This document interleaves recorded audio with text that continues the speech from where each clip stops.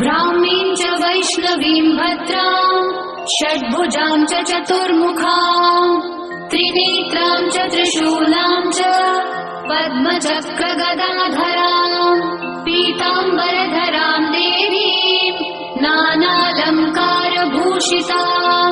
तेजःपुञ्जधरां श्रेष्ठां ध्यायेत् बालकुमारिकाम् ओङ्कारलक्ष्मीरूपेण विष्णोर्हृदयमव्ययम् विष्णुमानन्दमध्यस्थम् ह्रीङ्कारबीजरूपिणी ब्राह्मीं च वैष्णवीं भद्रां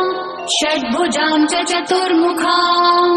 त्रिनेत्रां च त्रिशूलां च पद्मचक्रगदाधरां पीताम्बरधरां देवीं नाना